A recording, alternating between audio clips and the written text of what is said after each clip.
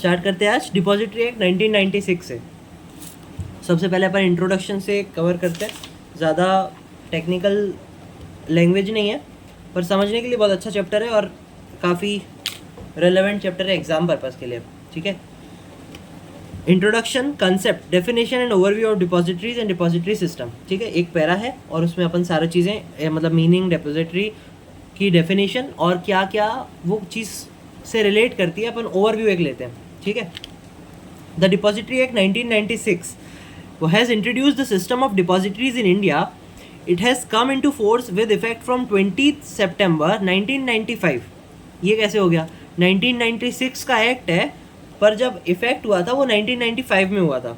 तो इसके पीछे एक कहानी है, वो अपन थोड़ी बाद में समझेंगे, पर ये अपन को ध्यान रखना है कि ये इफेक्ट कब से आया था इसका। तो 1995 से इफेक्ट आया था, 20 सितंबर 1995 से।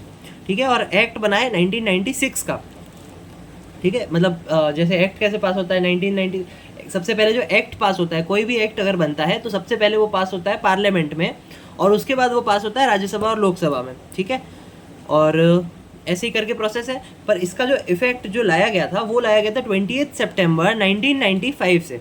ठीक है, अभी मीनिंग देखते हैं। A depository is an organisation like a central bank where the securities of a shareholder has held in the electronic form at the request of the shareholder through the medium of the depository participant. ठीक है, एक organisation है central bank की तरह जो securities issue करती है electronic form में, किसको? शेयर होल्डर्स को, जो अपनी आपके और मेरी तरह इन्वेस्टर्स हैं उसको। क्या मीडियम है इसका? डिपॉजिटरी पार्टिसिपेंट के थ्रू। डिपॉजिटरी अपन को शेयर्स अलॉट करती है, इशू करती है, पर बीच में कौन होता है? डिपॉजिटरी पार्टिसिपेंट होते हैं। मतलब डिपॉजिटरी है, फिर मैं हूँ, और उसके बीच में डिपॉजिटरी पार्टिसिपेंट है, यानी कि जो ब्रोकर वगैरह होते हैं, एजेंट वगैरह होते हैं, वो एक तरीके से हो गए अपन के डिपॉजिटरी पार्टिसिपेंट। ठीक, to utilise the service afford by a depository the investors has to open an account with the depository through a depository participant. जो अपन डीमेट अकाउंट बनाते हैं वही चीज़ की बात करी गई है। डेफिनेशन क्या है? तो depository means a company formed and registered under the companies act 2013 and which has granted a certificate of registration under section 12 subsection 1A of the SEBI Act 1992.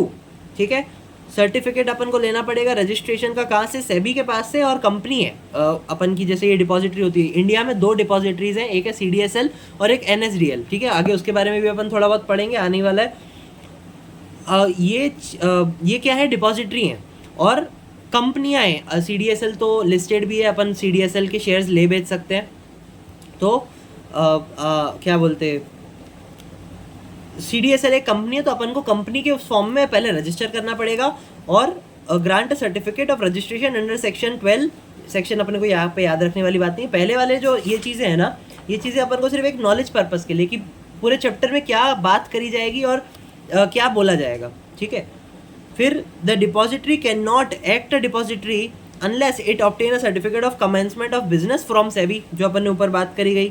There are 2 depository function in India, namely the National Securities Depository Limited (NSDL) and the Central Depository Service India Limited (CDSL). Under the provisions of Depository Act, the depository provides various services to investors and other participants in the capital market, such as clearing member, stock exchange, investment institution, banks and issuing corporates. All the securities held by a depository shall be dematerialized and shall be in fungible form. Fungible form अपन आगे पढ़ेंगे, section 9 का reference है यहाँ पे। Fungible जो चीज़ होती है ना, वो अगर सिर्फ अपन वो समझे, एक शॉर्ट में समझे, तो ये चीज़ होती है कि आपने मेरे को एक नोट दिया 500 रुपये का, ठीक है, और मैंने भी आपको 500 रुपये का नोट दिया, पर दोनों का जो करेंसी नंबर है, जो सीरीज नंबर है, वो अलग है, पर चीज़ तो एक ही है। आपने मेरे को 500 दिया या मैंने आपको 500 दिया, उसकी वैल्यू तो 500 ही रहेगी, पर दोनों की जो करेंसी नंबर है वो अलग अलग है, उससे अपन को फ़र्क नहीं पड़ता। इसी कॉन्सेप्ट को बोला जाता है फंगिबिलिटी। ठीक है, आगे अपन डिटेल में इसको समझेंगे कि किस हिसाब से बोला गया है। To utilise the service afford by a depository, the investor has to open an account with the depository through a participant, similar to the opening of an account with any of the bank branches to utilize service of the bank. ठीक है, registration of the depository is required under SEBI Depositories and Participant Regulation Act 2018 and is a precondition to the functioning of the depository. Pre condition क्या है function depository की तरह act करने के लिए कि आपको SEBI depositories and participant regulation 2018 में रजिस्टर करवाना पड़ेगा। Depositories and depository participant both are regulated by SEBI, SEBI के अंडर में ये चीज़ आती है। The depository system functioning very much like a banking system, ये अपन पूरे चैप्टर में समझेंगे कि क्या ऐसा है कि इसको बैंकिंग सिस्टम के साथ रिलेट किया जाता है। एक तरीके से बैंक क्या करती है, अपन को बैंक के पास अपन जाते हैं, अकाउंट ओपन करवाते हैं, फिर सारी की सारी सर्विसेज उन लोगों की अवेल करते हैं। अपन को अगर विड्रॉ करना है, कैश डिपॉजिट करना है, चेक डिपॉजिट करना है, अपन को अगर लोन लेना है, ट्रांसफ़र करना है, ये सारी जो चीज़ें लेते हैं वही चीज़ें अपन डिपॉजिटरी तरीके से भी करते हैं। अपन ने डीमेट अकाउंट खोला, अब डीमेट अकाउंट खोल के अपन के पास सारे अधिकार होते हैं कि अपन ले सकते हैं, बेच सकते हैं, पैसे डाल सकते हैं, पैसे निकाल सकते हैं, ट्रांसफ़र कर सकते हैं, इक्विटी में ट्रेड कर सकते हैं, डेट में ट्रेड कर सकते हैं, म्यूचुअल फंड्स और SIP वगैरह सारी चीज़ें अपन कहाँ से कर सकते हैं, डिपॉजिटरी के थ्रू कर सकते हैं। तो वैसे ही बैंकिंग अपन को जैसे अपनी बैंकिंग सिस्टम अपन को जो प्रोवाइड करती है फैसिलिटीज़, वैसे ही कुछ हद तक डिपॉजिटरी सिस्टम भी करती है। तो इसीलिए कहा गया कि depository system functions very much like a banking system. अब इसके अंदर अपन को एक डिफरेंस बिटवीन दी हुई है, एक बार समझते हैं कि होल्ड्स, बैंक क्या करती है कि होल्ड्स फंड इन अकाउंट और डिपॉजिटरी होल्ड सिक्योरिटीज इन अकाउंट। ठीक है, यहाँ पे फंड हो गए, यहाँ पे सिक्योरिटी हो गए। ठीक है, एक एक पॉइंट हो गए। Transfer funds between accounts on the instruction of account holder. ठीक है, अकाउंट होल्डर के बेस पे ही वो ट्रांसफर होती है जो भी फंड अपन ने डाला हुआ है। Transfer securities between account on the instruction of account holder, यानी कि शेयर होल्डर। सेम हो गया, यहाँ पे बस फंड है, यहाँ पे सिक्योरिटीज है। Third point, facilities transfer without having the handling money. Facilities transfer without having to handle money. Facilities transfer of ownership without having the handle money. अपन को ऐसा तो नहीं करना ना पहले पैसे निकाले फिर अपन ने वापस डाले, मतलब ट्रांसफ़र करे, वैसे ही सिक्योरिटीज़ के साथ भी नहीं करना पड़ता। तो यही चीज़ बोली गई है। चौथा point, facilities safe keeping of money. Bank में सुरक्षित रहता है पैसा। Facilities safe keeping of securities, यहाँ पे मेनली फंड्स की बात की गई। अपन ने जो पैसे जमा करवाए थे या पैसे के लिए जो भी अपन ने लेन देन किया बैंक के साथ, वैसे ही डिपॉजिटरी के लिए अपन ने किया सिक्योरिटीज़ के लिए। सेम पॉइंट है, बस ये चीज़ अपन को नॉलेज पर्पज से, एग्जाम पॉइंट ऑफ व्यू से बिल्कुल इंपॉर्टेंट नहीं है। इन the depository system, share certificate belonging to the investors are to be dematerialized and their name are required to be entered in the records of the depository as beneficial owner. The depository, however, does not have any voting right or other economic right in respect of the shares as a registered owner. The beneficial owner continues to enjoy all the rights and benefits and is subject to all the liabilities in respect of the securities held by the depository. Deposit क्या बोला गया इसमें कि share certificate belonging to the investors are to be dematerialise form में अपन के shares होंगे and their name are required to be entered in the required depository beneficial owner. जो उसका नाम होगा वो डिपॉजिटरी के रिकॉर्ड्स में लिखा गया होगा। The depository however does not have any voting right. Depository एक कंपनी तो है पर उसके पास कोई भी वोटिंग करने का अधिकार नहीं है और any economic rights in respect of the shares as a registered owner. क्यों बोला गया ऐसा कि एक कंपनी क्या करती है ना, कंपनी ने मान लो 1 लाख शेयर्स इशू करे और उसमें से कुछ शेयर दे दिए डिपॉजिटरी को, डायरेक्टली शेयर होल्डर्स को नहीं दिए, उसने पहले डिपॉजिटरी को दिए, CDSL और NSDL को दिए। अब वो आगे ट्रांसफ़र करेगी किसको, आपके और मेरे जैसे शेयर होल्डर को, समझे। तो इसलिए बोला गया कि आपके पास शेयर्स तो हैं पर आप उसके लिए ये अधिकार नहीं रखते हो कि आपको शेयर्स के बदले में वोटिंग राइट दिया जाए। ठीक है, जैसे अपन, मेरे पास अगर कोई शेयर है, मेरे पास अभी रिसेंटली ईमेल आया कि शायद सुजलॉन का या किसी उसका कि कंपनी की ये चीज़ें हो रही हैं और कुछ मीटिंग्स हो रही हैं तो आपको वोटिंग करनी है। ठीक है, वोटिंग के थ्रू कर सकते हैं अपन। तो ये चीज़ CDSL और NSDL के पास या डिपॉजिटरी के पास ये चीज़ का अधिकार नहीं है, भले उनके पास कितने भी शेयर हो। ठीक है, वो सिर्फ एक मीडियम है, एक माध्यम है जिनके द्वारा अपन को शेयर्स अलॉट किए जाएंगे, जिनके द्वारा अपन के पास शेयर आएंगे। ठीक है जी। अब the beneficial owner continues to enjoy all the rights and benefits. जो बेनिफिशियल ओनर होगा यानी कि मैं या आप, जिनके पास शेयर्स फाइनली अलॉट होंगे, जो अपन खरीदेंगे शेयर्स डिपॉजिटरी के पास से, तो उनके पास सारा अधिकार रहेगा, rights and benefits and in subject to all the liabilities. उसके रिलेटेड जितनी भी लायबिलिटीज़ रहेंगी, पैसा लेना देना या आपने अगर पार्ट पेमेंट किया है तो वो सब किसकी रहेंगी, आपकी या मेरी रहेंगी। इन respect of the securities held by the depository. Depository के पास जो है उसके तात्पर्य से कहा गया है ये। In the depository mode, corporate actions such as IPOs rights, conversion, bonus merger, amalgamation, subdivision and consolidation are carried out without the movement of papers, saving both cost and time. Depository के थ्रू, यानी कि जो अपन online करते हैं, जो dematerialise form में करते हैं, तो वो सब अब एमेलगमेशन हो गया, अपना वो हो गया, क्या बोलते हैं, सब कुछ ऑनलाइन हो गया।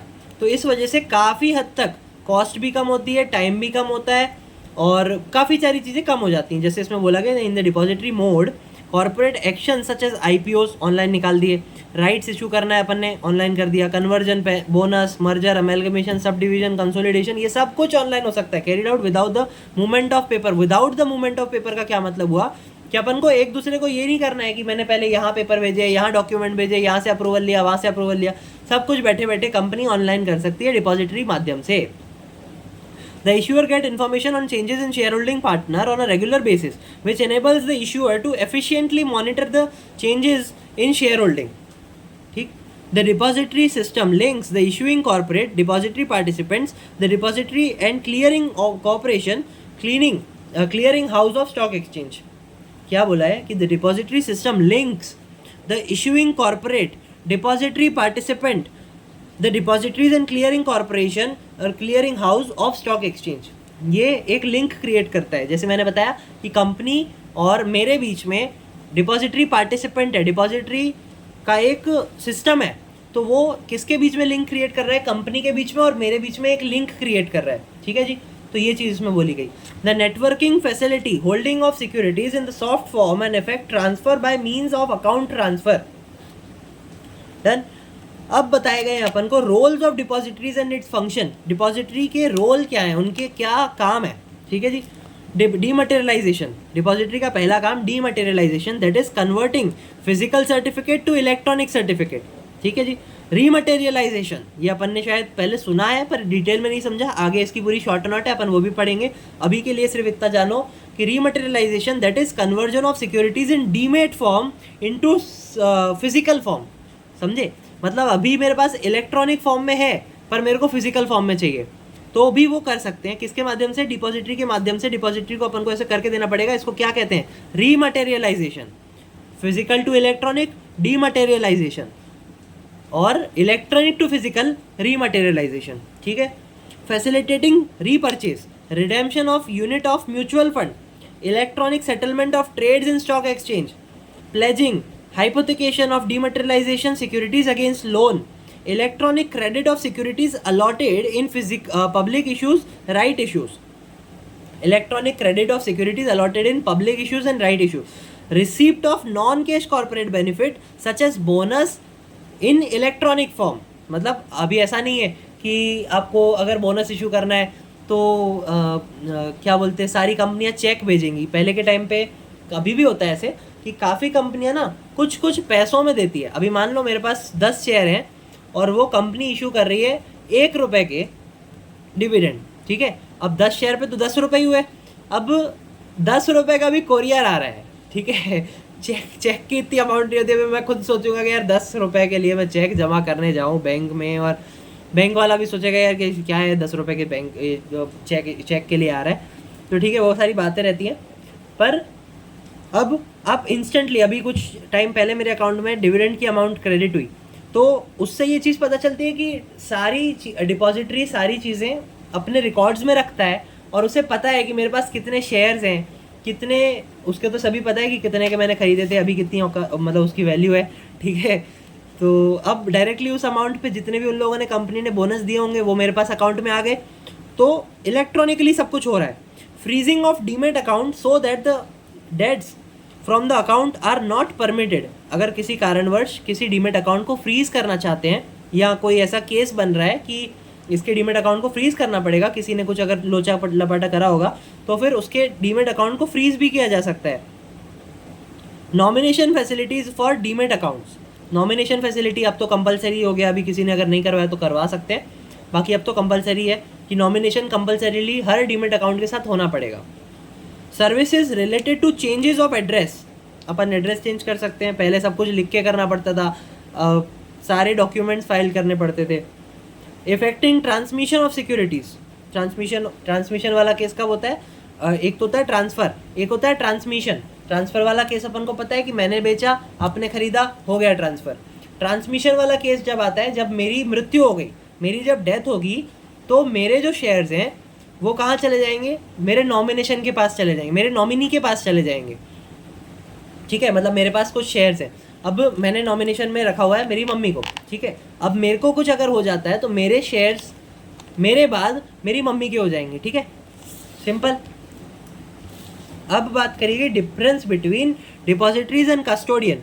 ये सिर्फ रीड ओनली वाला आंसर है, एक समझने के लिए आप अब समझ सकते हो कस्टोडियन का क्या मतलब होता है, अपन बात करते हैं। ठीक है, सबसे पहले फंक्शंस क्या है डिपॉजिटरी का। It is a part from keeping the shares in E form, manages the shares on behalf of the investor. It is a function custodian, it is a function is merely safe keeping of shares, it handles huge paper work. क्या act simple है, समझ गए। Act क्या करता है, act क्या कहता है और किस आधार पे ये लोग काम करते हैं, एक्ट्स और रेगुलेशन की बात करेंगे तो डिपॉजिटरी के लिए है there is a separate act that is the depository act 1996 apart from SEBI depositories and participant regulation 2018। There is no separate act and in regulated by SEBI custodian of securities regulation 1996। कोई important नहीं है ये चीज़। Transfer of ownership, depositories can legally transfer beneficial ownership. Custodian of the other hand, on the other hand, cannot transfer beneficial owner. ये सब नहीं कर सकते। सिंपल इंग्लिश है, समझ गए। कस्टोडियन का आप एक बार जनरल मतलब भी अगर आपको समझना है तो आप समझ के रख सकते हो, बाकी कुछ इतना काम का नहीं है। अगर आगे आएगा तो अपन को पता चल ही जाएगा। अब बोला है कि benefits of depository system. Custodian का मतलब ना एक बार गूगल पे भी सर्च करना, मेरे को अभी प्रॉपरली ध्यान नहीं आ रहा है कि कस्टोडियन का क्या मतलब है। एक बार ये चीज़ किसी और चैप्टर में आएगी, ठीक है, डिटेल में अपन एक बार तब समझेंगे। बाकी एक बार अभी के लिए गूगल पे अपन सर्च कर सकते हैं कि क्या मतलब बताया गया है कस्टोडियन का। ठीक है, एक जनरल टर्म्स में आप सर्च कर लेना। बेनिफिट्स ऑफ डिपॉजिटरी सिस्टम क्या है और advantages of holding securities in electronic form. बहुत प्यारा आंसर है, 8 पॉइंट्स का आंसर है और बड़े आसानी से अपन इसको ध्यान रख सकते हैं। ठीक है जी। In the depository system, the ownership and the transfer of securities takes place by means of electronic books entry. The system provides numerous direct and indirect benefits like first, elimination of bad deliveries. एक बार सबसे पहले मैं ना सारे 8 के 8 head points बोलता हूँ, उसके बाद अपन इन डिटेल भी समझेंगे कि क्या हर हेड पॉइंट में क्या बोला गया है। Elimination of bad deliveries, elimination of all risk associated with physical certificate, immediate transfer and registration of securities, faster disbursement of non-cash corporate benefit like rights and bonus etc., reduction in brokerage by many brokers for trading in dematerialized securities, elimination of problem related to change and address of investor transmission, elimination of problem related to selling securities on behalf of a minor, better control।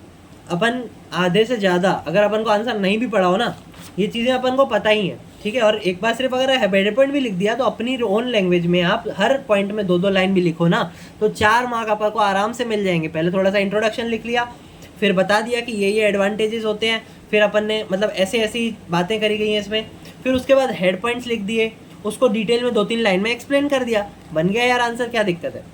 ठीक है, अब देख लेते हैं, एक बार फटाफट पढ़ लेता हूँ, बाकी आप समझ ही जाओगे। ठीक है, elimination of bad deliveries in the depository environment, once holding of an investors are dematerialized, the questions of bad deliveries does not arise, that is they cannot be held under any obligation। क्योंकि सब कुछ online हो रहा है और कहीं भी ऐसा नहीं है कि ये बंदे से लेना है या वो बंदे से लेना है, सब कुछ ऑनलाइन है और सब कुछ एक सेंट्रलाइज डेटाबेस सिस्टम पे वर्क करता है, तो सारा सिस्टम के थ्रू सब कुछ परफेक्टली हो जाता है।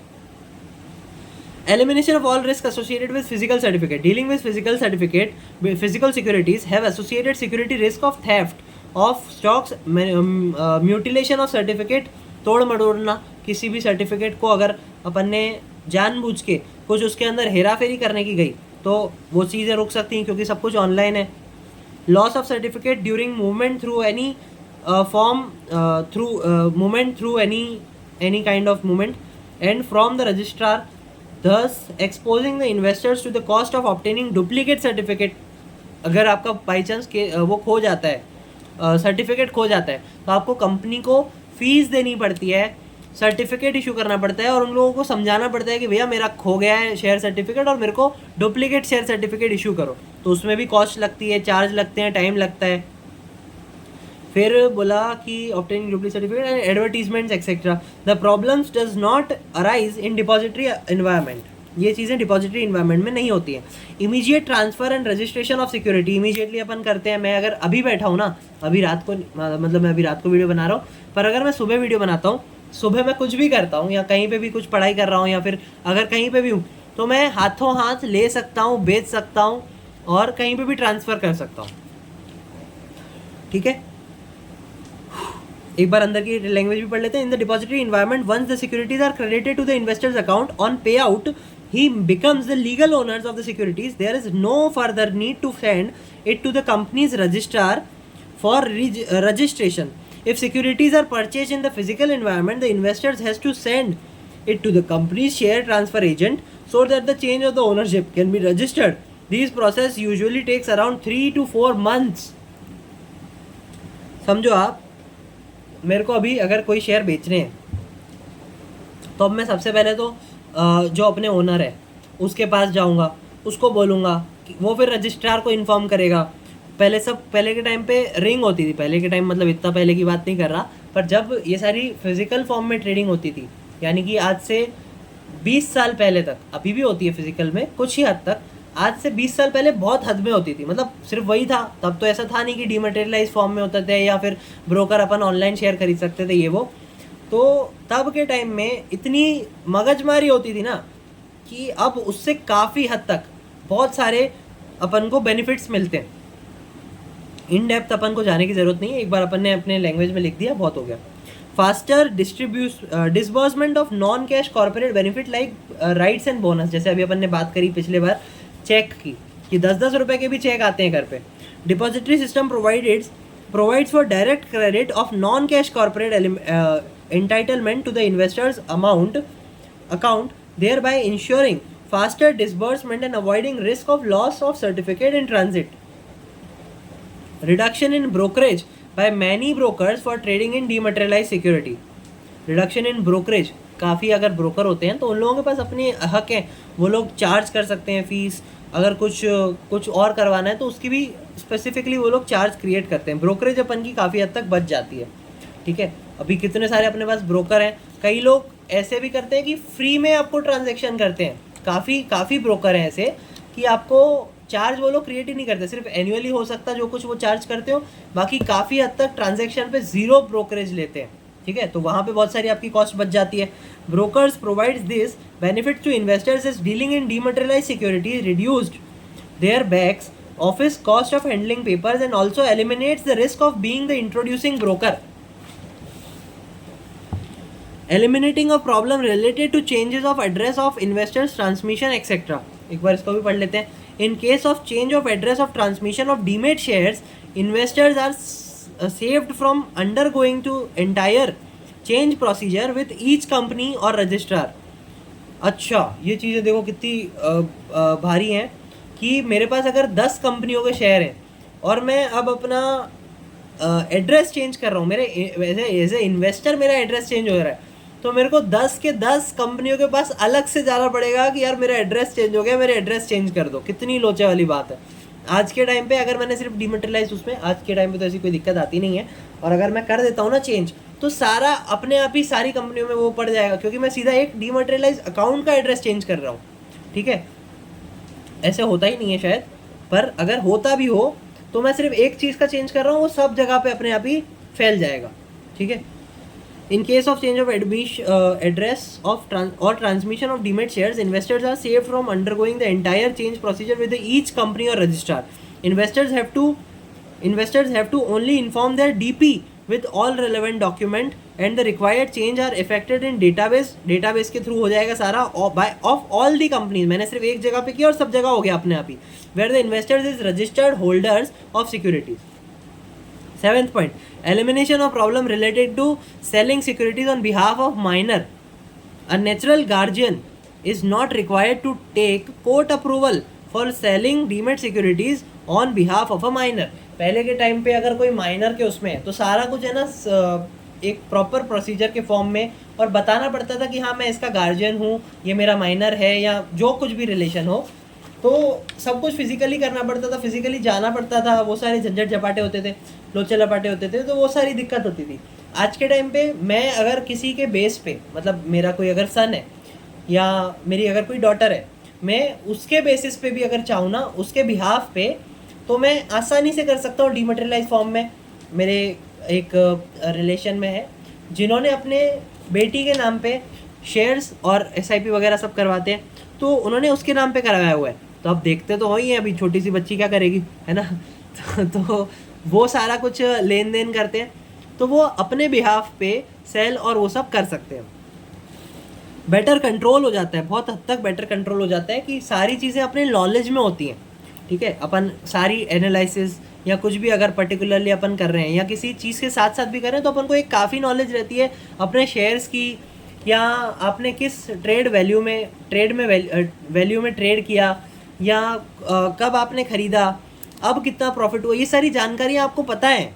ठीक है, तो बेटर कंट्रोल बढ़ जाता है। Reduction in handling of huge volume of papers and periodic status reports to investors of their holdings and transaction leading to better control.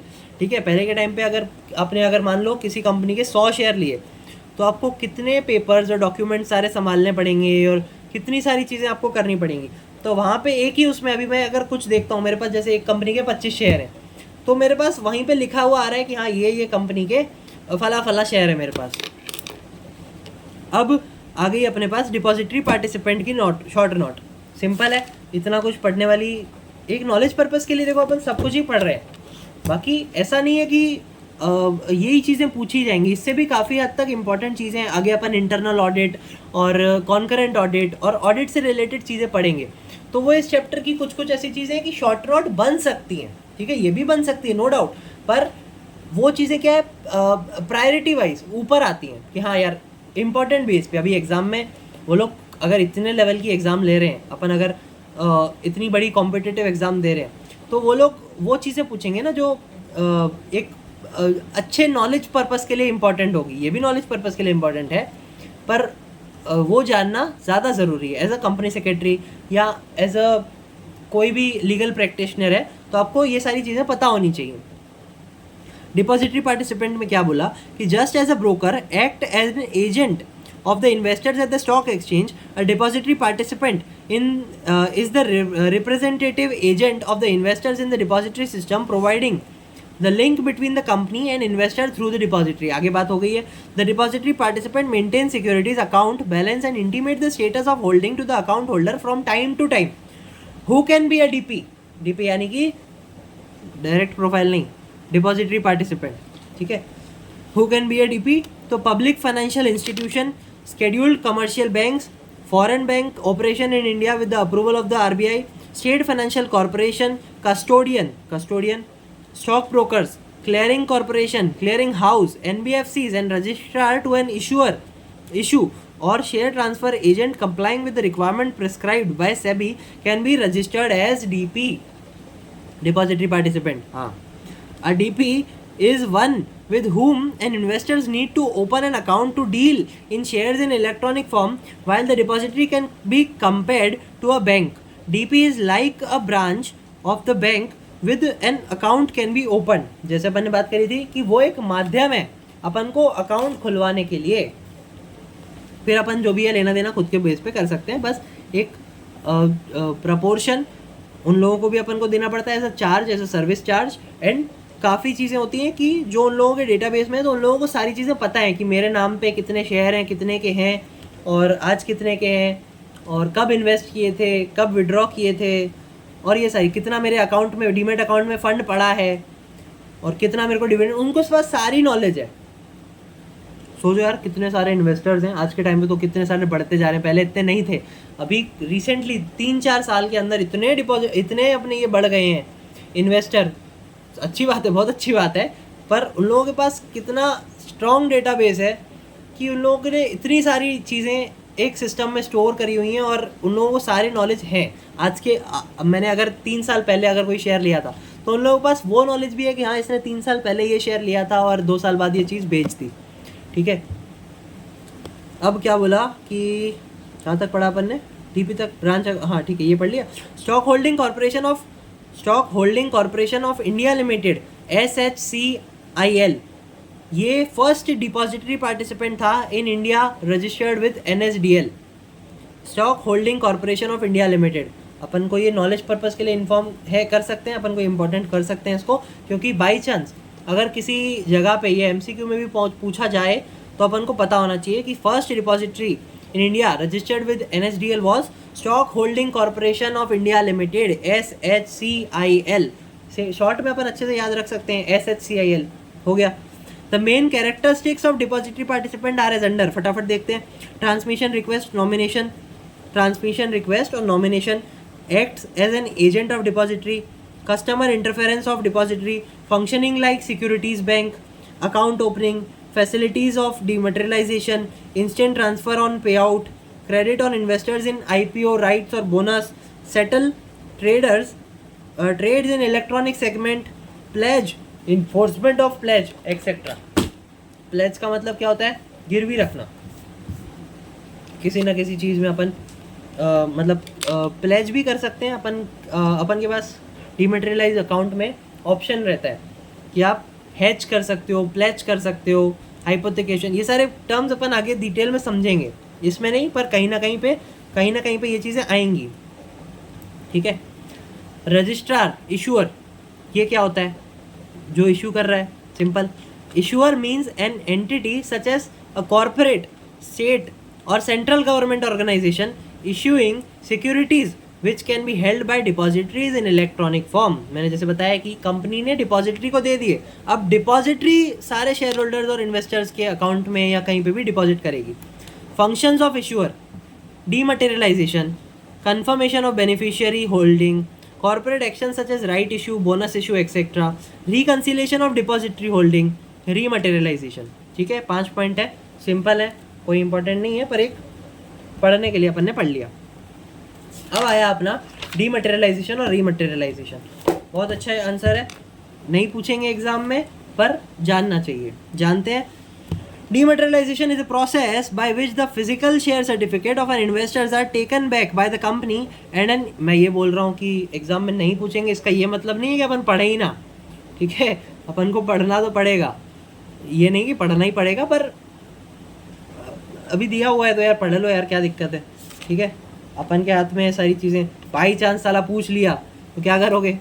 फिर अपन सोचते बैठे अपने यार, दिमाग लगा रहे हैं कि हाँ ये करते थे, इसके ये प्रोसीजर है, ये वो, अपने मन तुक्का लगाओगे तुम, उससे अच्छा थोड़ा पढ़ लो तो एक दिमाग में तो रहेंगी चीज़ें। शुरू करते हैं। Dematerialisation is a process by which the physical share certificate of investors are taken back by the company and an equivalent number of securities are credited his account in electronic form at the request of the investor. Investors के कहने पे ही होगा ना कि अगर physical to अपने को उसमें जाना है, अपने इसमें इलेक्ट्रॉनिक फॉर्म में, an investor will have to first open an account with the depository participant and then request for the dematerialization of his share certificate through the depository participant so that the depository holding can be credited into that account. This is very similar to opening an bank account. Bank account अपन ने open करवाना है सबसे पहले, वैसे ही अपन को depository participant के साथ डीमेट अकाउंट ओपन करवाना है, और उसके बाद उनको बोलना है कि देखो भैया मेरे पास फिजिकल शेयर सर्टिफिकेट है और इसके बदले अब मेरे को इलेक्ट्रॉनिक में जाना है। तो वैसे ही अपन क्या बोलते, बैंक अकाउंट में भी करते हैं, वैसे ही अपन सिक्योरिटीज मार्केट में डिपॉजिटरी पार्टिसिपेंट के साथ भी करते हैं डिपॉजिटरी सिस्टम में। The procedure for dematerialisation is as under. Procedure क्या है? प्रोसीजर एक चीज़ अपन को समझने के लिए इंपॉर्टेंट है, देखते हैं। Investors opens account with DP. सबसे पहला काम अपन को डिपॉजिटरी पार्टिसिपेंट के साथ अकाउंट ओपन करवाना पड़ेगा। कौन सा account? Dematerialise account. Files dematerialisation request form, DRF बोलते हैं शॉर्ट में। सबसे पहले अपन को अकाउंट ओपन करवाया, फिर रजिस्टर्ड शेयर्स के लिए DRF इशू करवाना है कि मेरे को फिजिकल शेयर से डीमटेरियलाइजेशन में करवाने हैं। Investors launch DRF and certificate with DP। DP को फिर अपन लॉन्च कर दिया, अपन ने DRF सबमिट कर दिया और सर्टिफिकेट दे दिया। अपन के पास जो फिजिकल सर्टिफिकेट थे ना, शेयर सर्टिफिकेट, वो अपन ने DP को दे दिया। सरेंडर करना बोलते हैं इसको, ठीक है। DP intimates the depository. अब DP के पास, DP अपने पास थोड़ी रखेगा, DP किसको बताएगा? डिपॉजिटरी को बताएगा कि देखो मेरे पास इतने फिजिकल शेयर सर्टिफिकेट आए हैं, अब तुम इसको ये दे दो। क्या दे दो? इलेक्ट्रॉनिक फॉर्म में शेयर सर्टिफिकेट शेयर दे दो। फिर उसके बाद डिपॉजिटरी को पता चल गया। अब डिपॉजिटरी किसको बताएगा? इशूअर को बताएगा। इशूअर कौन थी? अपनी company, corporate, state and central government organisation issuing security which can be held by depository in electronic form. जो कंपनी, जो मेरे और कंपनी के बीच में डिपॉजिटरी पार्टिसिपेंट था, तो उसने किसको कनेक्ट किया था? कंपनी को और मेरे को कनेक्ट किया था। तो अब डिपॉजिटरी कंपनी को बताएगी कि हाँ मेरे पास इतने शेयर तुम्हारे आए हैं, अब इसको मैं इतनी दे रही हूँ। क्या दे रही हूँ? इलेक्ट्रॉनिक फॉर्म में सर्टिफिकेट दे रही हूँ, शेयर्स दे रही हूँ, सिक्योरिटीज दे रही हूँ। डिपॉजिटरी इंटीमेट रजिस्ट्रार इशूअर कर दिया। अब DP sends certificate and DRF to registrar और इशू। डिपॉजिटरी ने इशूअर को बताया, अब डीपी ने उसको बताया, किसको? इशूअर को, और वो सर्टिफिकेट और उसको दे दिए कि तुम्हारे शेयर तुम रखो। अब इशूअर ने कंफर्म किया, demat confirms demat to depository. Depository को कंफर्म किया, अब डिपॉजिटरी ने दे दिया डीमेटेरियलाइज फॉर्म में। तो अब आगे अपन क्या करेंगे? डिपॉजिटरी क्रेडिट करेगी। फिर डिपॉजिटरी के पास ही थे ना शेयर्स, तो उसने कंपनी को बताया, अब कंपनी ने कंफर्म कर दिया कि हाँ ये मेरे ही शेयर हैं और तुम इसको डीमेट में दे दो। फिर डिपॉजिटरी ने क्रेडिट कर दिया इन्वेस्टर के अकाउंट में। किस फॉर्म में? डीमेटेरियलाइज फॉर्म में। इसमें देखो 4 पार्टियां हैं। सबसे पहली तो शेयर होल्डर, दूसरा डिपॉजिटरी पार्टिसिपेंट, तीसरा डिपॉजिटरी यानी कि एनएसडीएल और सीडीएसएल, चौथी इशूअर। सबसे पहले शेयर होल्डर किसके पास गया? डिपॉजिटरी पार्टिसिपेंट के पास गया। डिपॉजिटरी पार्टिसिपेंट ने क्या किया? डिपॉजिटरी पार्टिसिपेंट डिपॉजिटरी के पास गया, और डिपॉजिटरी ने क्या किया? तो वो गया अपने क्या नाम है इसका, इशूअर के पास। हाँ, इशूअर के पास गया। कुछ लगा है क्या? लाइट आ रही। अब आ गए जी अपन रीमटेरियलाइजेशन पे। डीमटेरियलाइजेशन क्लियर हो गया, और ये चीज़ तो अपन ने 12th में भी पढ़ी हुई है, तो अपन को एक चीज़ अच्छे से ये चीज़ तो पता ही होगी।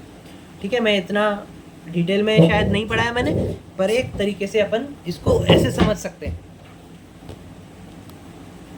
Rematerialization is the process of converting securities held in electronic form in an demat account back in physical share certificate form।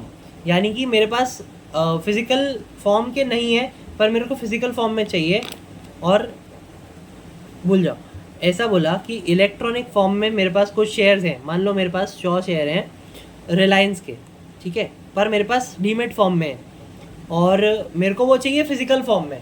Physical form में लोग क्यों लेते हैं, क्यों लेना पसंद करते हैं? क्योंकि अगर बाई चांस, मैं ऐसा बोलता हूँ, मेरे को ऐसा है कि मेरे को वेरी वेरी लॉन्ग टर्म के लिए मेरे को शेयर्स चाहिए, मेरे को होल्ड करना है। मैंने इन्वेस्ट कर रखा है 100 शेयर रिलायंस में वेरी वेरी लॉन्ग टर्म के लिए। वेरी वेरी लॉन्ग टर्म कितना होता है? 20, 25, 30 साल। एक शॉर्ट टर्म होता है, यानी कि 1 साल से पहले, जिसके अपन को शॉर्ट टर्म कैपिटल टैक्स लगता है कुछ, और लॉन्ग टर्म कैपिटल टैक्स लगता है 1 साल के बाद वाले शेयर्स पे। ठीक है, तो एक साल, 5 साल, ये वाले चीज़ को बोला जाता है कि हाँ तुम होल्ड तो कर रहे हो लॉन्ग टर्म के लिए, पर वेरी वेरी लॉन्ग टर्म नहीं है। वेरी वेरी लॉन्ग टर्म कब बोलेंगे? कि 15, 20, 30 साल हो गए कि मैंने अब तक नहीं बेचे और अब बेचूंगा मैं, 30 साल के लिए मेरे को होल्ड करना है। तो उसके लिए लोग रीमटेरियलाइज करवाते हैं। ये चीज़ क्लियर होनी चाहिए कि रीमटेरियलाइज क्यों करवाते हैं। ठीक है, अपन ने पढ़ तो लिया या रीमटेरियलाइजेशन जैसी कोई चीज़ होती है, पर करवाते क्यों? और आज के टाइम में कौन ही करवाता होगा, पर एक टाइम के लिए लोग करवाते हैं, कुछ ना कुछ, कोई तो करवाते ही होगा भाई, हर लोग अलग अलग होते हैं। उसने रीमटेरियलाइज फॉर्म में करवा दिया। ठीक है, अब क्या बोला, एक बार वापस से स्टार्टिंग से पढ़ते हैं। Rematerialisation is the process of converting securities held in electronic form in demat account back in physical certificate form. A client can rematerialize his dematerialization account at any point of time. The securities sent for rematerialization cannot be traded. अगर आपने rematerialisation करवा दिया electronic to physical, आपके पास share certificate आ गए हाथ में, तो उसको आप ट्रेड नहीं कर सकते। वापस से ट्रेड करने के लिए आपको डीमटेरियलाइजेशन में ही जाना पड़ेगा। लेना देना या बेचना है ना कोई भी शेयर आपको, तो आप अब डीमटेरियलाइज फॉर्म में ही कर सकते हो। अब भले रखो अपने पास रीमटेरियलाइजेशन फॉर्म में, फिजिकल फॉर्म में चलेगा, पर जब बेचोगे ना तो आपको डीमटेरियलाइज फॉर्म से ही बेचना पड़ेगा। ठीक है, प्रोसीजर क्या है इसका भी फटाफट देख लेते हैं। प्रोसीजर में ये बोला कि the procedure for rematerialisation is as under, client submits rematerialisation request form RRF to DP, DP intimates depository, depository intimate issuer, DP sends RRF to registrar, फिर रजिस्ट्रार ने इशू किया print certificate and send to investor, फिर registrar issuer confirm remat to depository, वो था demat, ये हो गया रीमेट।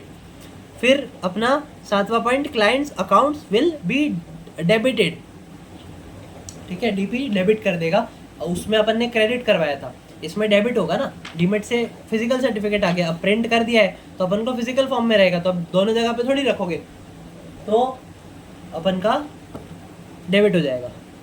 पार्टियां उतनी हैं, share holder, DP, depository, issuer, ठीक है, सिंपल है काफ़ी चीज़ें ना, सिर्फ समझने पर्पस के लिए।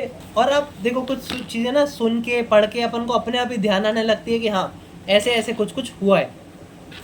और आपके टाइम पे तो सब लोग नहीं पर मोस्टली अब लोग स्टार्ट कर चुके हैं ये चीज़ें करना, तो काफ़ी चीज़ें अपन को पता होंगी, ठीक है। काफ़ी लोग नहीं करते हैं तो आप कर भी सकते हो, या थोड़ी बहुत इन्फॉर्मेशन अपन पढ़ के ले रहे हैं, थोड़ी बहुत अपन यूट्यूब वगैरह से या कहीं से भी, जैसे अभी अपन यूट्यूब पे ये वीडियो देख रहे हैं तो एक नॉलेज अपन कहीं से भी ले सकते हैं, तो वैसी वाली बात होगी। अब डिफरेंस बिटवीन बोला डीमटेरियलाइज फॉर्म में और रीमटेरियलाइज फॉर्म में, डीमटेरियलाइजेशन और रीमटेरियलाइजेशन में ऐसे ही देने के लिए दी हुई है, अपन पढ़ लेते हैं फिर भी। क्या बोला, conversion in this physical share certificate are converted into e records, और रीमटेरियलाइजेशन में here e records are converted into physical share certificate. Sequence क्या है, firstly shares are dematerialised so it is primary and principal, firstly shares are dematerialised then it is rematerialised so it is secondary and supporting functions of depository। Use of form कौन सा होता है इसमें, DRF होता है, functioning of deposit, functions of depository investor use dematerialisation request form, यहाँ पे RRF investor use rematerialisation request form, हो गया, कोई इंपॉर्टेंट नहीं है भाई, अपन इतना शॉर्ट नोट पढ़ रहे हैं तो अपने आप अपने लैंग्वेज में भी ये चीज़ें लिख सकते हो। बाकी ये दी हुई है, ये मॉड्यूल में दी हुई थी तो इसमें भी कवर की हुई है, मॉड्यूल की ही है, तो आप क्या बोलते हैं देखने के लिए देख सकते हो, लिखने के लिए लिख सकते हो। अब आ गया जी बहुत इंपॉर्टेंट आंसर, फंगिबिलिटी, बहुत अच्छा आंसर है। मान लो कि राज एक लड़का है, ठीक है, अब राज को किसी ने बोला कि यार बैंक में जाओ और 10,000 रुपये डिपॉजिट करके आओ। अब वो राज गया डिपॉजिट करने, अब राज ने जब डिपॉजिट किए ना तो उसको बड़ा मज़ा आया कि यार क्या मज़ा आ गया यार, मैंने 10,000 रुपये डिपॉजिट कर दिए, ठीक है। उसको ऐसा हुआ कि यार वापस निकालता हूँ पैसे और वापस से डिपॉजिट करता हूँ, ठीक है, बड़ी आसानी से हो गया, स्लिप भरी, हो गया डिपॉजिट, मेरे अकाउंट में मैसेज भी आ गया, तो उसको बड़ा मज़ा आया, ठीक है।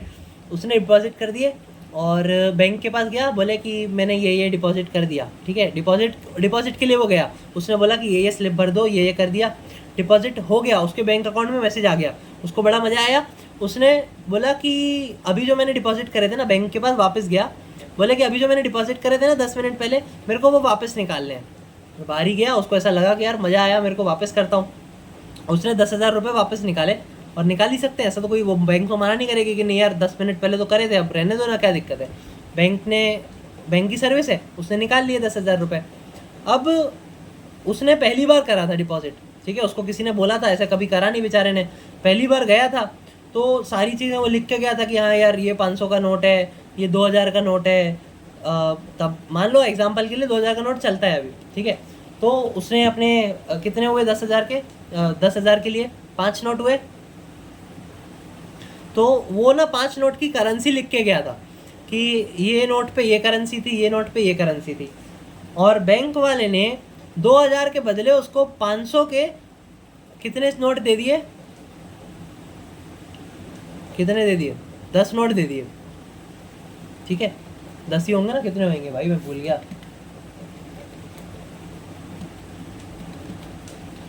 20 नोट होंगे, ठीक है, 10 में तो वही हो जाएगा ना, 500 के 10 तो वही हो गया, 5,000 हो गए, 20 नोट दे दिए। उसने बोला कि यार ये क्या बात होगी, मैंने तो ये करेंसी दी थी और मेरे को तुम ये दे रहे हो, मेरे को ये नहीं चाहिए, मेरे को वही वाले चाहिए जो मैंने दी थी। तो ऐसा थोड़ी होता है, ठीक है, 10,000 तो 10,000 है ना, बैंक वाले ने उसको समझाया कि ऐसा कुछ नहीं होता, और ये भी 10,000 थे, ये भी 10,000 थे, तो खैर वो एग्जाम्पल वाली बात तो ये समझने के लिए बता रहा हूँ कि चीज़ तो वही है, आपकी जो वैल्यू आपने दी थी, जो आपने डिपॉजिट करवाई थी, वो भी 10,000 थे, जो बैंक वाले ने आपको दिए 500 के नोट वो भी 10,000 थे, पर दोनों इंटरचेंजेबल थे, यानी कि दोनों की वैल्यू तो एग्जैक्टली सेम थी, पर जो फॉर्म था वो इंटरचेंज हो चुका था। वही चीज़ का मतलब होता है फंगिबिलिटी। समझते हैं एक बार। सेक्शन 9 में बात करी गई है कि section 9 states that securities in depository shall be in fungible form.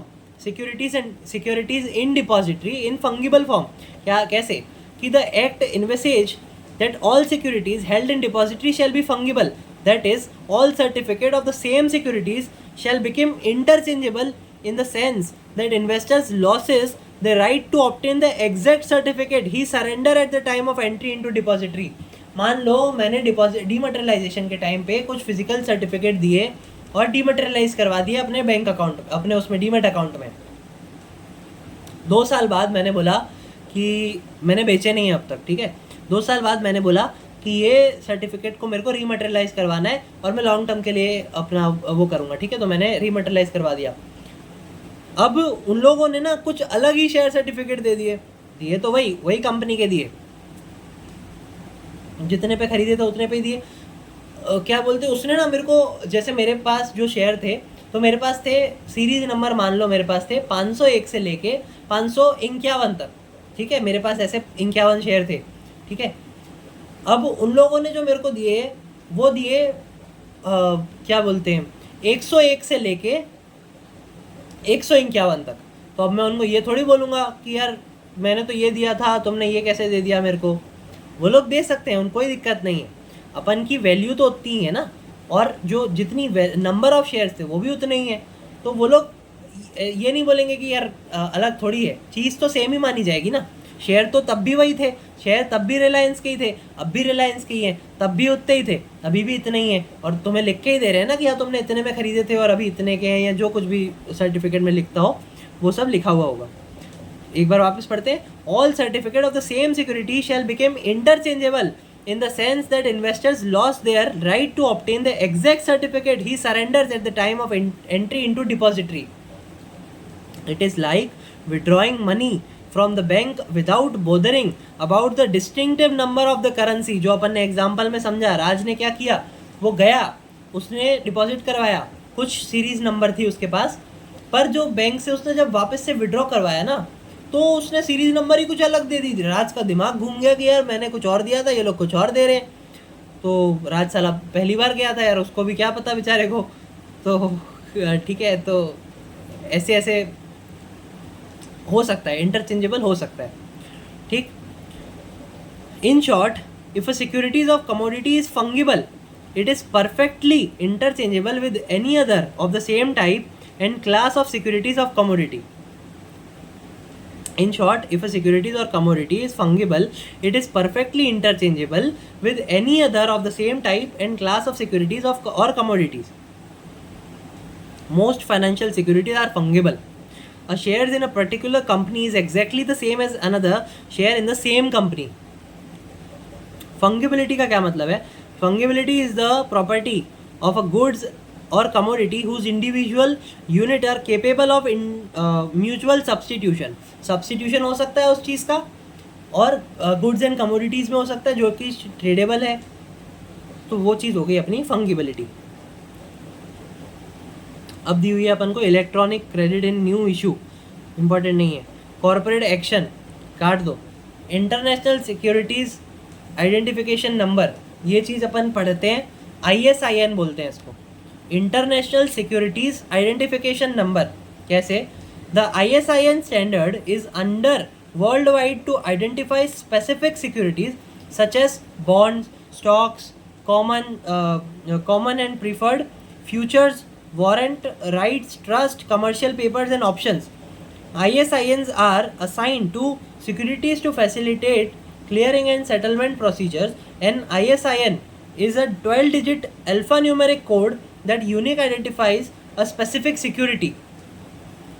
Security number type होता है, जैसे कैसे GST नंबर होता है, तो एक कंपनी का सारा डेटा वहाँ होता है, तो वैसे ही कोई भी सारा शेयर का नंबर, शेयर का डाटा एक नंबर पे बेस होता है और वो नंबर होता है ISIN number, international security identification number. It is issued by the national numbering agency present in each respective country. It is structured in a way that it includes the currency code, country code, where the headquarter of the issuing company are present, the specific security identification number and a check date. इसमें एक बीच में term आया था RRN, शायद RRN समझ लो. RRN का मतलब होता है a system generated unique number when a remake request is set up. A system generated unique number, RRN भी एक नंबर है. A system generated unique number when a remake request is set up. जब कभी आप रीमेट करवाते हो तो अपन को क्या मिलता है, RRN मिलता है, यानी कि एक यूनिक नंबर जब आप रीमेट के लिए रिक्वेस्ट करते हो तब.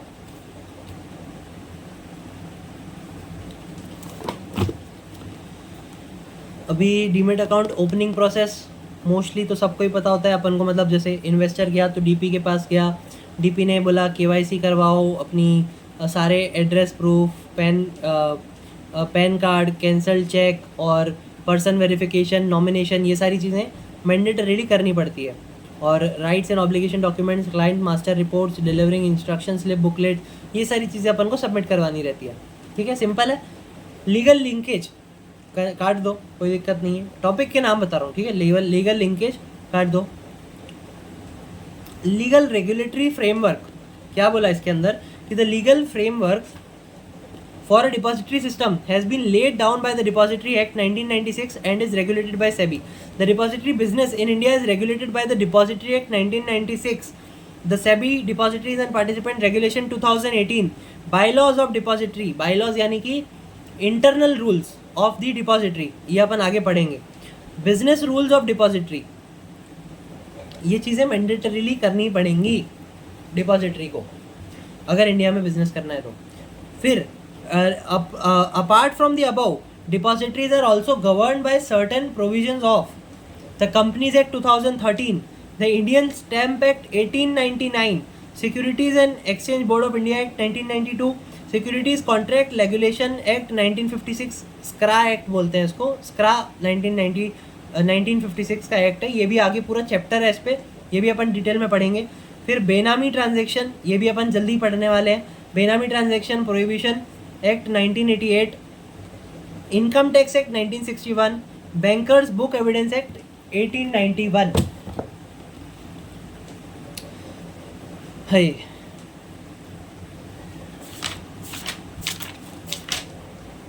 काफ़ी चीज़ें हैं भाई अभी भी पढ़ने के लिए. ठीक है, पढ़ते हैं आराम से. क्या बोला, objectives of the depository act 1996.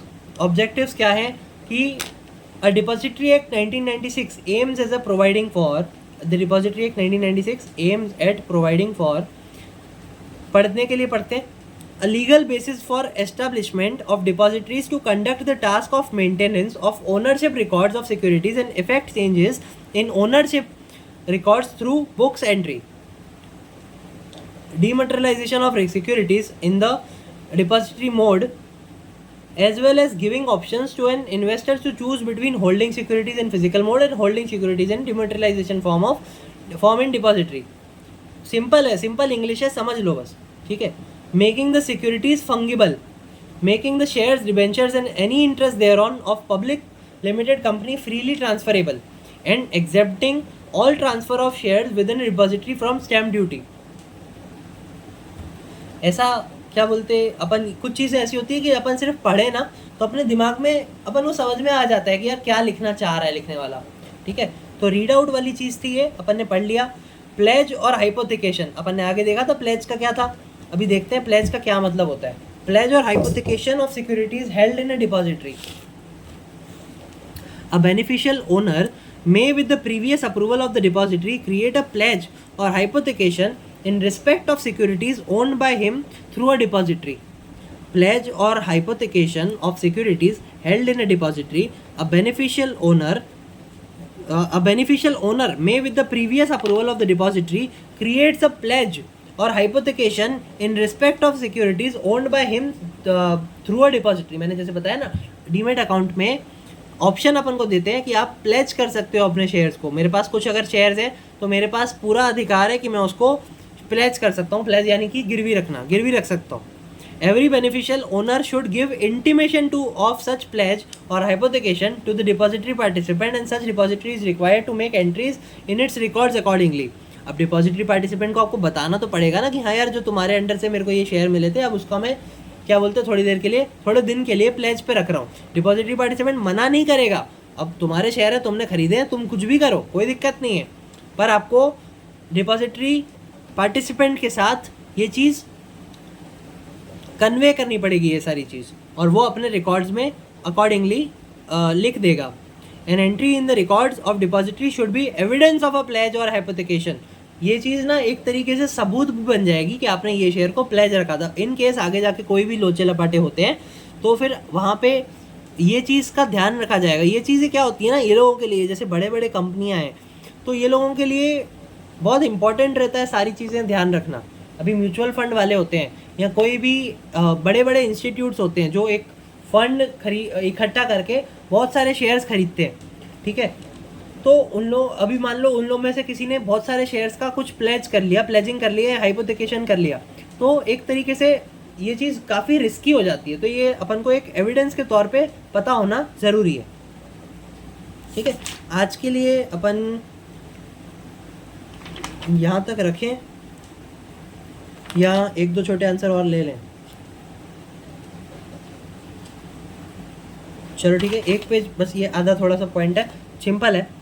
Eligibility condition for depository services. Any company और other institution to be eligible to provide depository services must क्या क्या has a net worth of not loss, sorry वापस एलिजिबिलिटी नींद आ रही है भाई अभी। Eligibility condition for depository service. Any company और other institution to be eligible to provide depository service must has a net worth of not less than rupees of 1 crore rupees, be formed and registered as a company under the companies act 2013, be registered with SEBI as a depository under SEBI act 1992, has framed bylaws with the previous approval of SEBI, has one or more participant to render depository service on its behalf, has adequate system and safeguard to prevent manipulation of records and transaction to the satisfaction of SEBI, complies with Depository Act 1996 and SEBI Depositories and Participant Regulation 2018, meets eligibility criteria in terms of constitution, network, etc. Simple है, important नहीं है, पर पढ़ लो, ठीक है। पढ़ोगे लिखोगे बनोगे नवाब, खेलोगे कूदोगे तो बनोगे खराब नहीं, वो भी अच्छी चीज़ है। पढ़ना लिखना भी ज़रूरी है, खेलना कूदना भी ज़रूरी है। खेलने वाले खेलेंगे, पढ़ने वाले पढ़ेंगे। है अब अपन कल ही पढ़ेंगे। कितने बज गए? बस तो वैसे 11:30 ही रहे हैं। थोड़ी देर का ब्रेक लेते हैं, फिर वापस से पढ़ते हैं। 5-10 मिनट का ब्रेक लेना, ज़्यादा नहीं लेना है। अभी बहुत अपन ने ज़्यादा नहीं पढ़ा है, पर एक समझने पर्पज़ के लिए अच्छी खासी चीज़ें अपन ने समझ ली। पर अब 10 मिनट का ब्रेक लेते हैं और 10 मिनट बाद 10 मिनट के लिए बुक रख दो भाई, कोई दिक्कत नहीं है। फ़ोन नहीं चलाना, फ़ोन भले चलाना है चला लो, कोई दिक्कत नहीं है यार, पर वापस से आना है इस पर, ठीक है। 10 मिनट से ज़्यादा नहीं होना चाहिए। चलो जी ठीक है, वापस देखते हैं। ज़्यादा नहीं पढ़ेंगे, हो सकता है अपन को इसको 2 दिन में कवर करना हो, मतलब मैं 2 दिन में कवर करूँगा, आपने पूरा एक बार बैठ के कंप्लीट करना है। एक ही वीडियो में पूरा चैप्टर कंप्लीट हो जाता है ना, तो ऐसा लगता है कि हाँ यार थोड़ा सा अपन ने टाइम ज़्यादा दिया। मतलब जैसे देखो, 1-1.5-2 घंटे के अंदर 1.5-2 घंटे की वीडियो बनेगी, ये मोस्टली 1.5 घंटे की 2 घंटे की तो बनेगी, ठीक है। मोस्टली आपका उसके अंदर पूरा का पूरा ये चैप्टर कवर हो जाता है, और डिटेल चैप्टर है और अच्छा चैप्टर है, तो एक काफ़ी हद तक सही हो जाएगा, ठीक है। फटाफट बिना टाइम वेस्ट किए चालू करते हैं।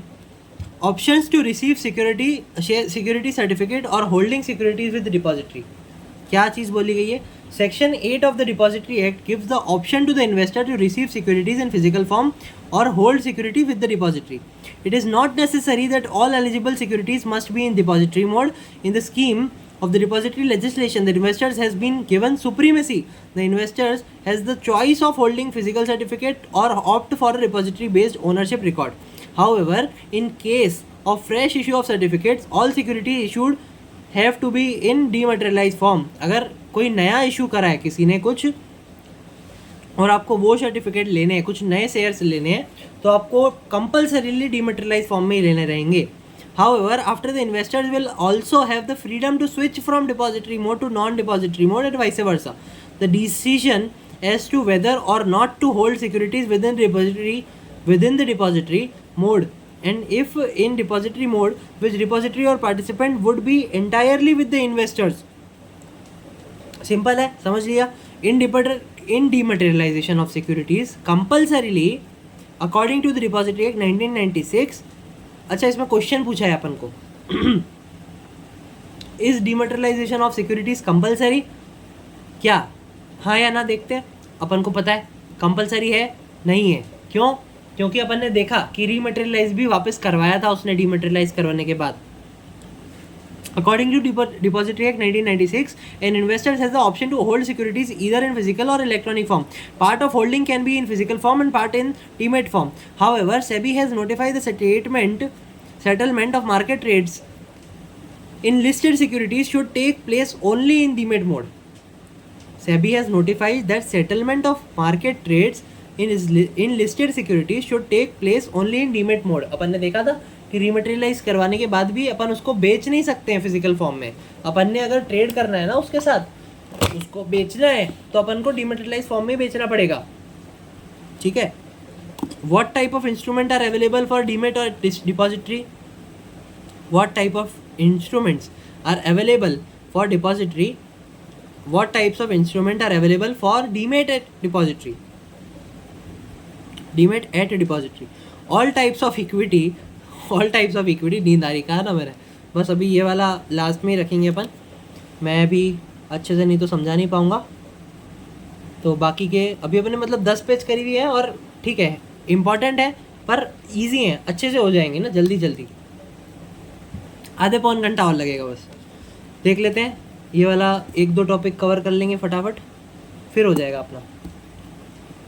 रजिस्ट्रेशन ऑफ कहाँ देखा? अच्छा हाँ, ऊपर देख रहे थे अपन. What type of instruments are available for demat at depository? All type of equity debt instruments viz मतलब equity shares, preference shares, partly paid bonus shares, debentures, commercial paper, set certificate of deposit, government securities, GSEC बोलते हैं इसको, etcetera, irrespective of whether these instruments are listed, unlisted, privately placed, can be dematerialized with depository if they have been admitted with the depository. हर चीज़ के लिए अपन को ना लेकिन registration करवाना पड़ेगा सामने वाले को, मतलब कंपनी को, जो भी इंस्टीट्यूट या जो भी ये सारे इशू करेगा ना अपन को, उसे रजिस्टर करवाना पड़ेगा सेबी के साथ और ये डिपॉजिटरी वगैरह के साथ. ठीक है. अब क्या बोला कि restriction of transfer of securities, क्या अपन को रोक लगाई है वो भी देखते हैं फटाफट. SEBI has amended relevant provision of SEBI regulations, LODR regulations, LODR बोलते हैं इसको, भी आगे अपन समझेंगे, आगे आएगा, ये सारी चीज़ें आगे आएंगी. सारी चीज़ें इंटरलिंक्ड है. अभी के लिए अपन को सिर्फ पढ़ लेनी है, बाकी ना धीरे धीरे सारी चीज़ें खुद ब खुद अपन को समझ में आने लगेगी. At the end of the book अपन सारी चीज़ें रिलेट करने लगेंगे. हाँ ये चीज़ यहाँ थी, ये चीज़ यहाँ थी, अपन ने बस है ना नोट कर लेनी है, बाद में अपन अब सब समझ जाएंगे. और जब अपन वो भी पढ़ेंगे ना तो अब अपन यहाँ पे क्या बोलते हैं वो चीज़ मैं आपको बताऊंगा कि हाँ ये चीज़ अपन ने वहाँ देखी थी, और ऐसे ऐसे सब कुछ इंटरलिंक्ड है और सेबी के रिलेटेड है, तो सारी चीज़ें इंटरलिंक तो होनी है, क्योंकि सिक्योरिटीज़ जो ये पूरी सब्जेक्ट है, EBCL बोलते हैं, EBCL नहीं, EBCL वो वाला है, ये CMSL जो पूरा का पूरा सब्जेक्ट है वो एक तरीके से कनेक्टेड है पूरा का पूरा. सारा जो भी उसके अंदर रेगुलेशंस, एक्ट और जितनी भी इंफॉर्मेशन दी हुई है सारी की सारी सेबी और सिक्योरिटी मार्केट और कैपिटल मार्केट के रिलेटेड है. ठीक है, समझते हैं फटाफट क्या रिस्ट्रिक्शन है on transfer of securities. SEBI has amended relevant provision of SEBI LODR Regulation 2015 to disallow listed company from accepting request for transfer of securities which are held in physical form. अपन ने देख ली है ये चीज़, अपन को आती है. The shareholders who continue to hold shares and other type of securities or listed companies in physical form even after this date will not be able to lodge the shares with company its RTA for further transfer. They will need to convert them to demat form compulsorily if they wish to effect any transfer.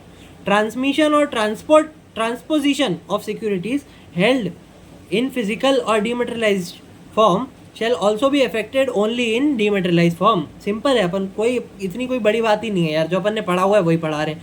This amendment will help in curbing fraud and manipulation risk in physical transfer of securities by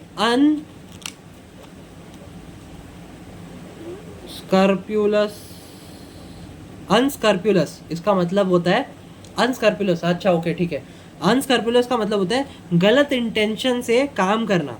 ठीक है, मतलब आपने कुछ जानबूझकर कुछ अपने फ़ायदे के लिए आपने किसी का नुकसान करा या सिर्फ अपने फ़ायदे के लिए कुछ आपने मैनिपुलेशन किया, तो वहाँ पे क्या बोलते रोक लगाई जाएगी. और ये सारी चीज़ों को रोकने के लिए ही ये कर्बिंग फ्रॉड, मैनिपुलेशन रिस्क, ये सारी चीज़ों को कम करने के लिए ही ये रिस्ट्रिक्शन लगाई गई हैं, ये बता रहे हैं ये लोग. अपन ने ऊपर पढ़ा ट्रांसमिशन का मतलब अपन को पता है. एक था ट्रांसपोजिशन का मतलब ये होता है कि एक शेयर के काफ़ी शेयर होल्डर हो सकते हैं. मान लो एक मेरा शेयर है, एक आपका शेयर है, ठीक है, और एक भूल जाओ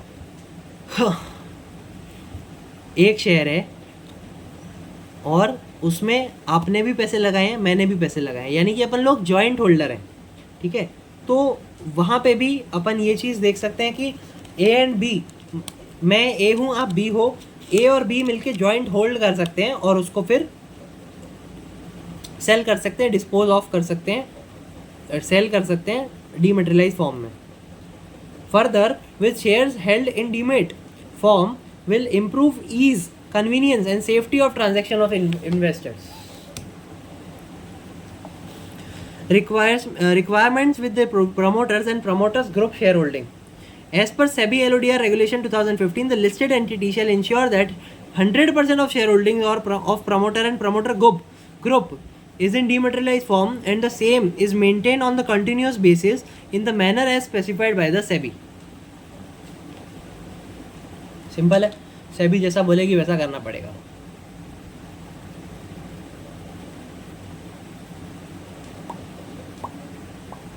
अभी आगे आता है अपन का registered and beneficial owner. Registered and beneficial owner. Registered owner कौन होता है? रजिस्टर्ड ओनर कौन था? अपन ने देखा था कि कंपनी ने डिपॉजिटरी को दिया, तो अब जो रजिस्टर्ड ओनर है वो कौन हुआ? डिपॉजिटरी हुई. और बेनिफिशियल ओनर कौन होता है? मैं, आप. ठीक है, अपन बेनिफिशियल ओनर है जो अपन शेयर्स का बेनिफिट लेंगे, यानी कि शेयर होल्डर्स और investors are beneficial owner and depositories are registered owners. Registered owners क्या बोला हुआ है देखते हैं. A depository should be deemed to be the registered owner for the purpose of effecting transfer of ownership of securities on behalf of beneficial owner. The depositories as a registered owner should not have any voting right or any other right in respect of securities held by it. Every depository is required to maintain a registrar and an index of beneficial owner कि कौन से share किसको दिए, कितने में दिए, ये सारी चीज़ों का आपको हिसाब रखना पड़ेगा. Every depository shall furnish to the issuer information about the transfer of securities in the name of the beneficial owner at such intervals and in such manner as may be specified by the bylaws. Bylaws यानी कि internal rules में जैसे specify किया गया है वैसे आपको बताना पड़ेगा. किसको? इश्यूअर को, क्योंकि इश्यूअर के पास ही जाएगा ना पैसा. तो इशूअर को इन्फॉर्मेशन करनी पड़ेगी कि कब दिया, कितने इंटरवल पे दिया, कितने दिए, और सारी चीज़ें अपन को बतानी पड़ेंगी. फिर बेनिफिशियल ओनर आ गया. तो beneficial owner, the investor is not the registered owner but the beneficial owner is the deposit in the depository system. The investor is not the registered owner but the beneficial owner in the depository system. The beneficial owner is entitled to all the rights and benefits. He is subject to all the liabilities in respect of his securities held by the depository. A BO यानी कि beneficial owner may with the provisions previous approval be a beneficial owner may with the previous approval of the depository create a pledge or hypothecation or any other encumbrance in respect of a securities owned by him through a depository. अपन ने देखी है ये सारी चीज़ें, simple है. फिर बोला कि preservation of records by depository, कब तक आपको रखना पड़ेगा सारा अपना जो भी आपने हिसाब बनाया है. Repositories and depository participants are required to preserve the records and documents for minimum period of 8 years. 8 साल के लिए आपको वो सारा हिसाब मेंटेन करके रखना पड़ेगा. Evidentiary value of the records of the depository section 15 में बात करी गई है इसकी. छोटा सा एकदम सिंपल सेक्शन है. The bankers books evidence act 1891 shall apply in relation to depository as if it were a bank. Evidentiary value of the records of the depository. हाँ ठीक है, जो अपन ने देखा था कि वो रिकॉर्ड क्यों मेंटेन कर रहे हैं, ताकि एक अपन को एविडेंस के तौर पे चीज़ें अपने पास क्लियर रहें. ठीक है. The bankers book evidence act 1891 shall apply in relation to the depository as if it were a bank. ठीक है.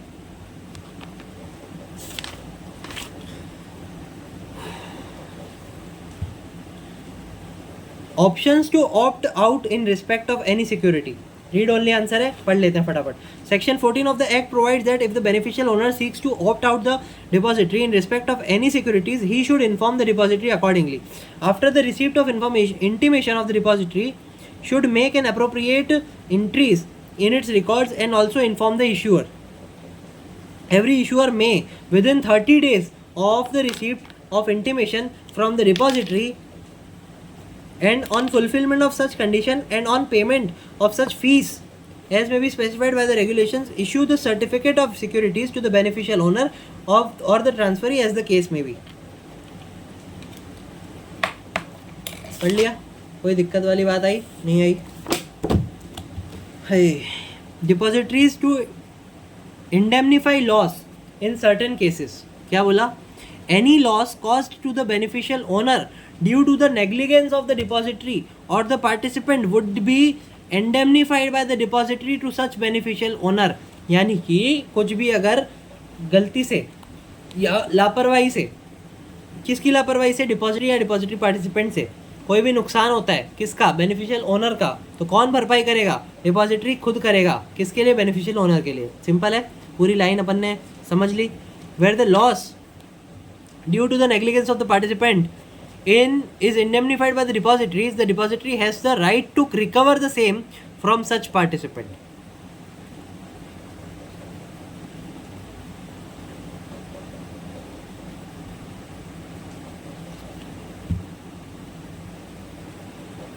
The depository has right. क्या बोला कि where the loss due to the negligence of the participant is indemnified by the depository has the right to recover the same from such participant. अगर participant की किसी कारण गलती की वजह से डिपॉजिटरी को देना पड़ता है पैसा या लॉस की भरपाई करनी पड़ती है, तो बाद में डिपॉजिटरी भी रिकवर कर सकती है उससे, पार्टिसिपेंट से, अगर गलती पार्टिसिपेंट की है तो. ये सारी चीज़ें नहीं आएंगी एग्ज़ाम में, पर अपन पढ़ सकते हैं क्योंकि दिया हुआ है. पढ़ लो यार, क्या दिक्कत. Certificate of commencement of business by depositories. No depository shall act as a depository unless it obtain a certificate of commencement of business from the SEBI in such form as may be specified by the SEBI DP Regulations 2018. The SEBI shall not grant a certificate unless it is satisfied that the depository has adequate system and safeguards to prevent manipulation to records and transaction. However, no certificate shall be refused unless the depository concerned has been given a reasonable opportunity of being heard. Opportunity of being heard सबको देनी पड़ती है. ये तो अपन हर जगह पढ़ेंगे कि सामने वाले को opportunity of being heard देनी पड़ेगी. अब ना आज के लिए थोड़ा सा यहाँ पे अपन रोकते हैं, आगे पढ़ते हैं फटाफट. अभी ना बहुत लिमिटेड है और बहुत जल्दी हो जाएगा. ठीक है, बहुत थोड़ा सा ही बचा है. आधे घंटे का और है बस। चलो जी, थैंक यू।